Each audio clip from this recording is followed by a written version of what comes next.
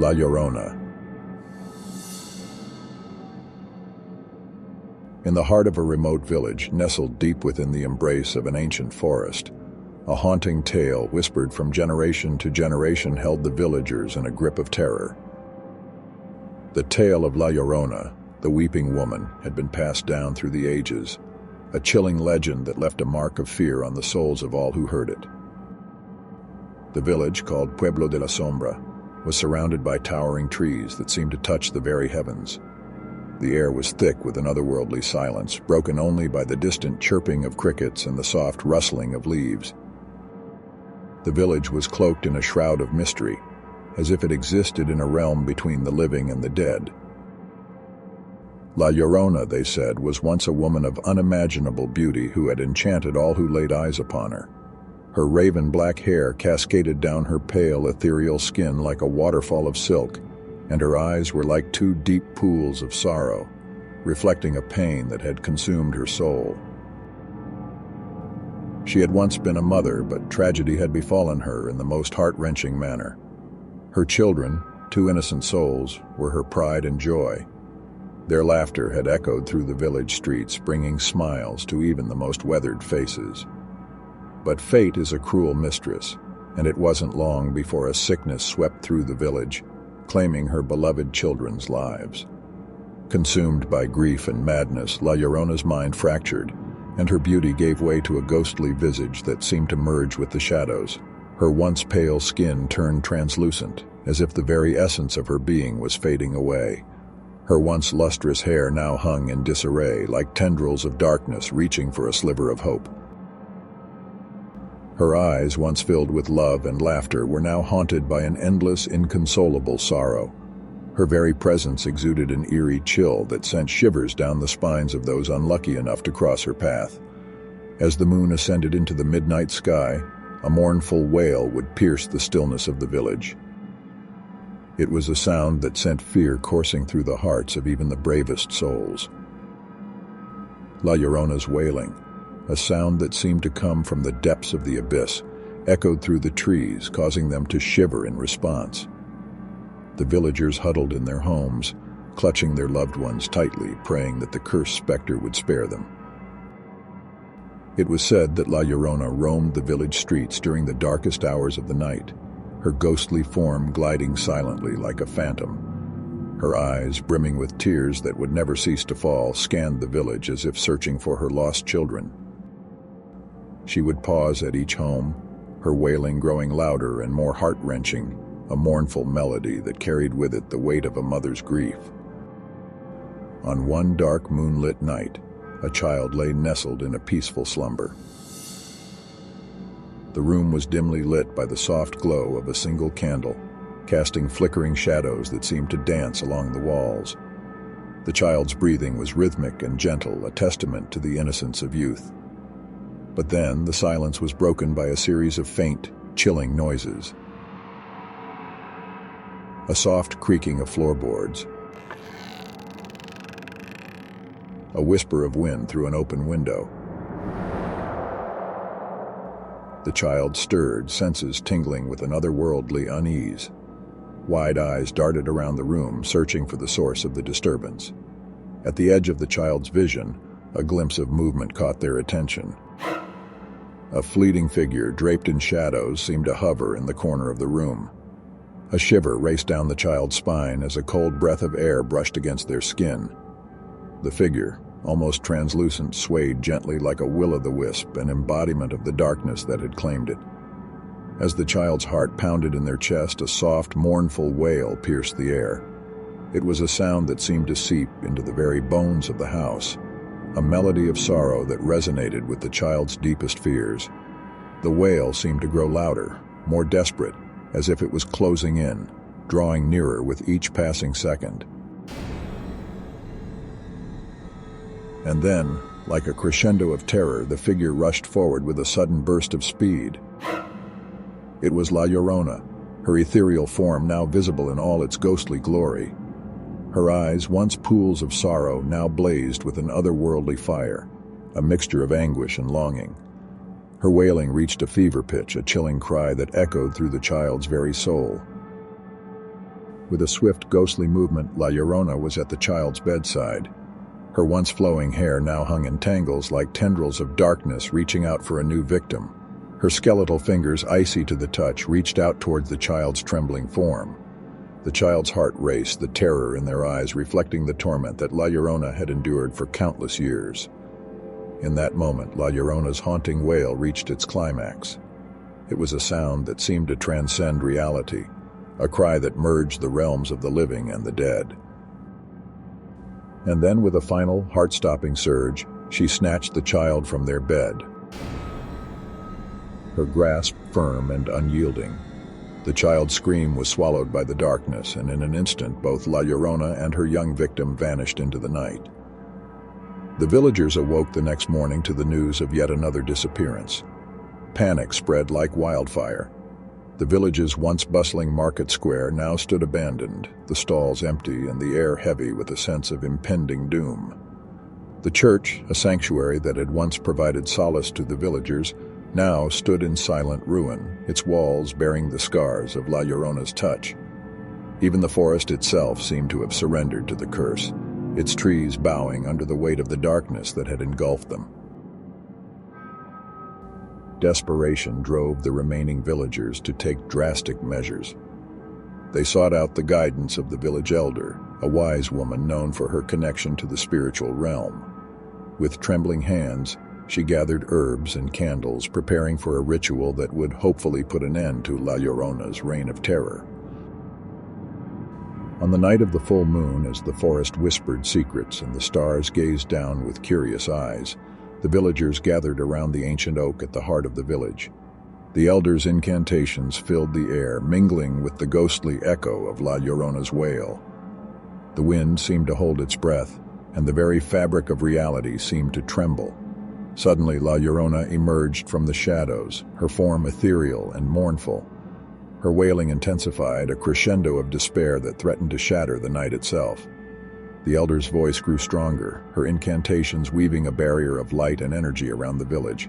The two forces, one of darkness and one of hope, clashed with a ferocity that shook the very foundations of existence. In that moment, La Llorona's wail transformed. It shifted from a cry of anguish to a plea for release, a keening lament for the children she had lost and the suffering she had endured. As the barrier of light closed in around her, her form began to dissipate, as if the weight of her grief was finally being lifted. With a final, heart-rending cry, La Llorona vanished, leaving behind an echo of her presence that seemed to linger in the wind. The elder's incantations ceased, and the village fell into a stillness that was both eerie and serene. The curse had been broken, and the villagers could almost feel the weight of the years of sorrow lifting from their hearts. Slowly, life began to return to Pueblo de la Sombra. The market square once again bustled with activity, and the church's bells rang out in a triumphant melody that seemed to carry on the wind. The forest, once choked by darkness, began to flourish anew, its trees standing tall and strong, no longer bending under the weight of La Llorona's anguish. The legend of La Llorona lived on, a cautionary tale of the dangers of unchecked grief and the enduring power of hope. The villagers, while haunted by the memory of those who had disappeared, held on to the belief that even the most terrifying curses could be broken by the strength of the human spirit. And on the rare occasion that the wind carried a mournful wail through the village, they would remember La Llorona, not as a malevolent spirit, but as a reminder that even in the darkest of times there is always a glimmer of light.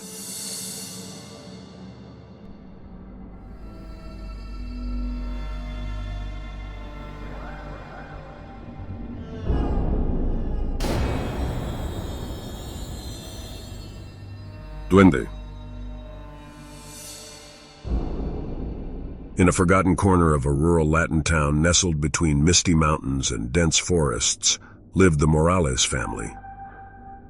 The Morales were a close-knit family of 5, Luis the father, Maria the mother, Sofia the eldest daughter, Alejandro the mischievous middle child, and little Isabella, their innocent angel.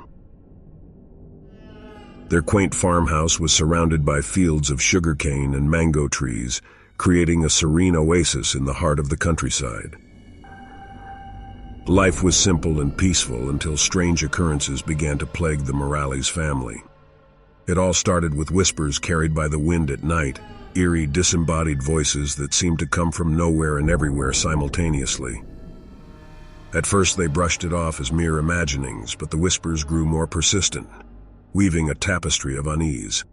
As days turned into weeks, the Morales family's tranquility shattered completely. The whispers that once lingered on the wind grew louder, their words more distinct yet still unintelligible. At times, the family thought they caught glimpses of fleeting shadows out of the corner of their eyes, only to turn and find nothing there. The air grew heavy with an ominous presence that seemed to seep into every crevice of their home. Objects began to move on their own, defying the laws of physics. Chairs would be stacked one atop the other when they entered the room, and kitchen utensils would clatter to the floor in the dead of night. Luis, the father, found his tools scattered and misplaced in the shed, despite his best efforts to keep them organized. Each morning it was as if the Duende had reveled in chaos during the night. The livestock grew increasingly restless, their once healthy coats turning dull, and their eyes reflecting a nervous energy. The cows would moo mournfully, their milk production dwindling, while the chickens laid fewer eggs. The lush crops in the fields, once the source of the family's sustenance, now withered and rotted before reaching maturity. The Morales family watched helplessly as their livelihood crumbled before their eyes. One moonless night, as the wind whispered secrets through the trees, Maria awoke with a start. She strained her ears, her heart hammering in her chest. It was the sound of a child's laughter, echoing eerily through the corridors. She shook Luis awake, and they both exchanged puzzled glances. They were certain their children were fast asleep in their beds. Trembling with trepidation, they followed the source of the sound, which led them to Alejandro's room. Upon entering, the room was filled with a chilling ambience. The air felt colder, and a faint bluish glow emanated from the corner where Alejandro's toys were stacked. Their son's once vibrant collection now seemed like a sinister congregation. Dolls with unnaturally wide grins leered at them, their eyes seemingly alive in the faint light. And there, in the midst of the toys, stood Alejandro, sleepwalking with vacant eyes. As Maria moved to wake him, a sudden gust of wind blew out the lone candle they had brought into the room. The darkness was absolute, and in that moment, they heard it. A soft, lilting voice that spoke in a language they couldn't understand. The voice seemed to come from everywhere and nowhere, a haunting melody that sent shivers down their spines. Maria and Luis reached out, hands fumbling in the dark, and finally found Alejandro. He was awake but unresponsive, his gaze locked on an empty space. With growing dread, they sensed a presence lurking nearby.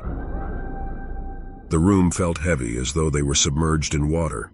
Then, a touch like ice against their skin, a fleeting graze that sent a shockwave of terror through their bodies. It was then that they saw it. The Duende. A twisted, malevolent figure with a jagged smile that seemed to stretch impossibly wide. Its eyes glowed with an otherworldly light, casting an eerie illumination on the room. The creature hovered beside Alejandro, its elongated fingers inches away from his face. Before Maria and Luis could react, the Duende's grin twisted into a malevolent sneer, and it lunged at Alejandro. The room filled with a cacophony of hissing and whispers, and Alejandro's screams pierced the air as he writhed in the Duende's grasp.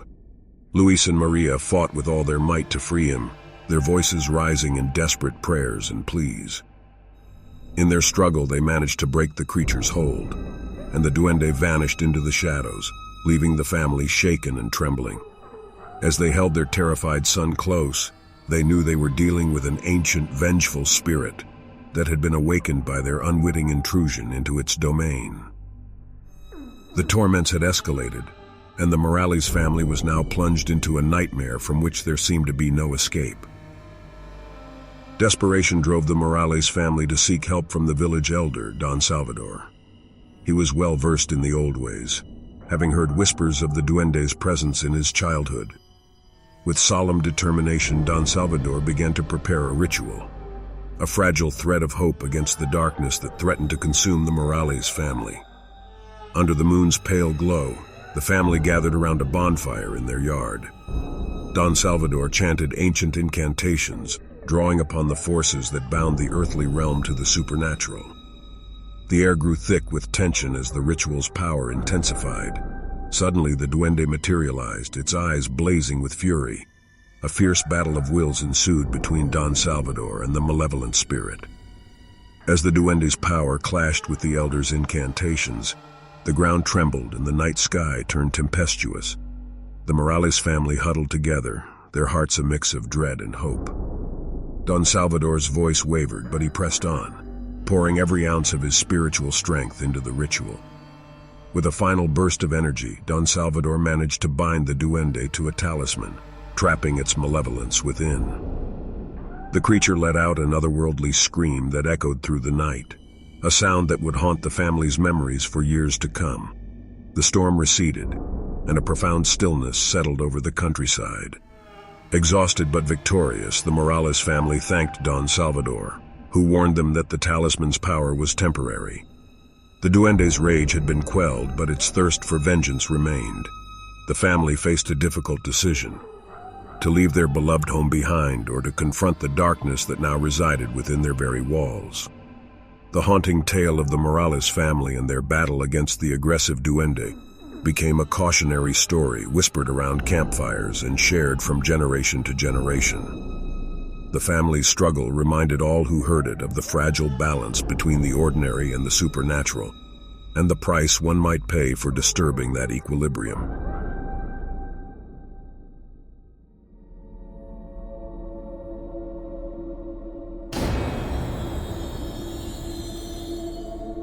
El Cuco. In a quaint Hispanic village nestled between rolling hills and dense forests, the Rodriguez family resided in a cozy house that held both love and secrets. Juan and Maria Rodriguez were parents who held their children's happiness dear, but as Lucia, Mateo, and Isabella tested the boundaries of their parents' patience, they found themselves on the verge of a reckoning. One evening, Maria decided it was time to resort to an age-old tradition to curb their mischief. "Sit down, children," she said, her voice firm but kind. "There's a story I'd like to share with you. It's about El Cuco." The children exchanged knowing glances, smirking at the idea of being scared by a mere story.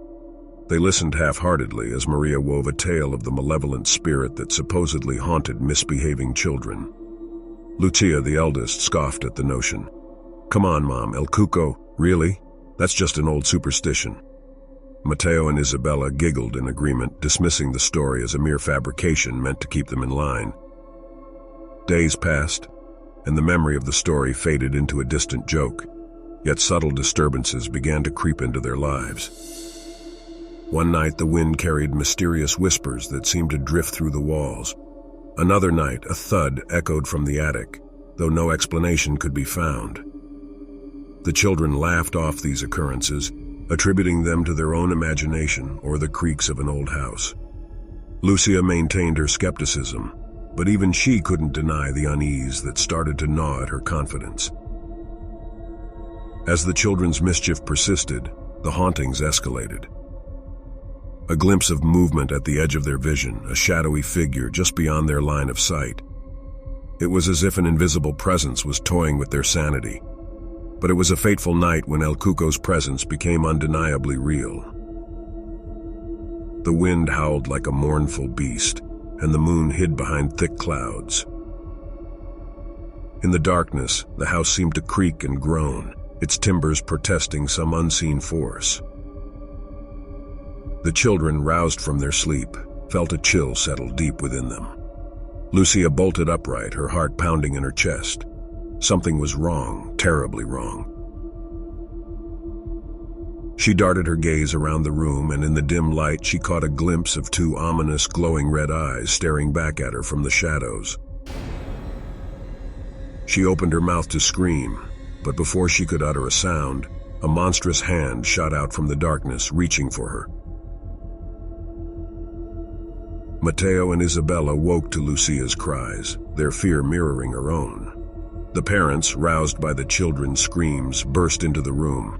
They found Lucia being dragged towards the window by an unseen force, her fingers clawing at the floor in desperation. With a strength fueled by parental instinct, Juan and Maria fought against the malevolent entity.